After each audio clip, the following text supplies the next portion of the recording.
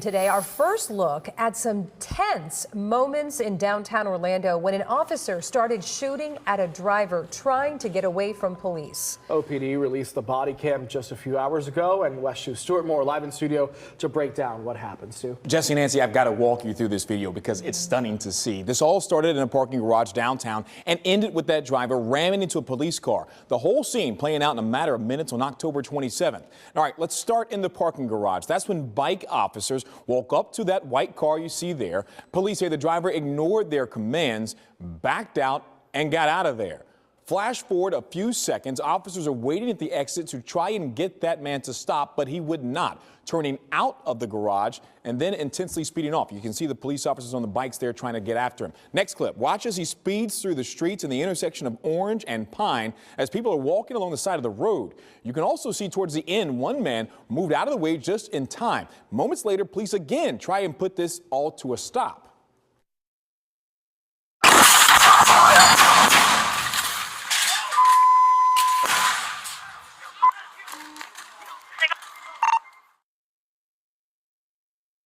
Fire as well. An officer opened fire as the driver continued towards Magnolia. You can see people in the streets not far away from that gunfire. No one was hit. Moments later, the driver rammed into the back of an OPD patrol car and kept going before finally crashing at Livingston.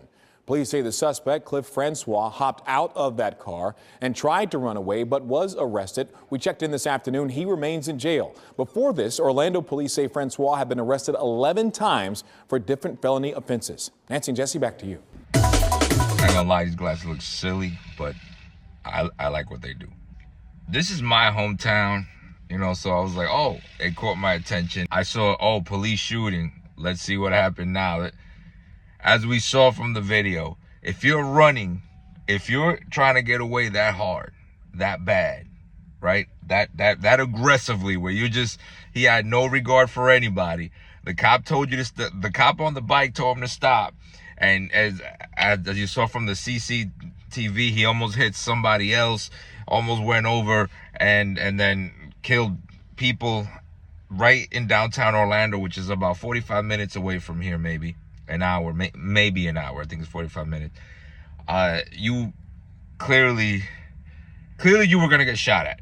I mean, I immediately thought, I was like, yo, why didn't they shoot at him earlier when he, you know what I'm saying, when he was just down the road? There was a lot of cops out there. The cop that was waiting for him at the gate of the wherever the parking lot was, he was doing something illegal. And I don't understand. I worked where he was arrested at. I used to be a CO there. I don't understand how these dudes can commit so many felonies and still get out and then do more felonies and still get out and do more felonies. I don't know who their lawyers are. We need those lawyers. I need those lawyers. I want those lawyers on my side for everything. This dude was arrested 11 times. Like, he doesn't learn. I was in there with dudes that had so many arrests. I was like, yo, I'm talking about from the time they're like 16, 15, 16, all the way, and dudes were like 35 and just had different photos from all the times that they were arrested. I'm like, yo, dude, clearly he was doing something wrong. Young dudes, I understand, you know, I didn't grow up with my dad. We didn't grow up with our dad, whatever. My mom always had a father figure around me, which is my grandfather, my uncles, which I'm glad. My mom used to always say, yo, if every time I did something stupid, because I did stupid shit. I was with the gangs. I was in the street doing stupid shit. I remember my mom used to say, this is before I joined the military, obviously, but my mom used to say, if there was a man here, you wouldn't act like that. That was one of my mom's favorite lines. If there was a man in the house, you wouldn't act like that. If there was a man in that house, when this kid was, you know what I'm saying, when this guy was a kid, I wouldn't be making this video. He's been arrested 11 times. I guarantee you, we look him up, it was since he was a teenager. Probably since he was a kid in juvie. Guaranteed. Trust me, I worked in that for years, and I saw it. It was a pattern. of everybody. And this isn't a black and white thing. This is, everybody. I saw it with Hispanics, with whites, black, Asians, whoever did not have a dad in the house. And 99% of the 95, I would ask them, yo, I would find out, because, I would talk to them.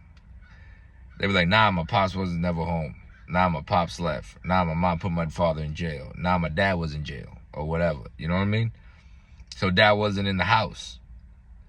And then he becomes a father. Now he's a father with 11 felonies who hasn't learned his lesson, obviously, because look what he's doing. And then he creates another group of individuals just like this. You know what I mean? Anyway, that's all I got, man. Let me go eat this stuff. You all saw what I was buying. It was pan de bono with some chicharrón and some, what is it? Empanadas. I think I got some bolas de papa. I think they call it in Colombia. Bola de papa or relleno de papa. Algo así. I don't know. But I'm ready to tear this up, and I got a lot of people in the house that are hungry, so I gotta go. All right. Don't forget to like, subscribe, follow me on social media, and I'll see you on the next smoke.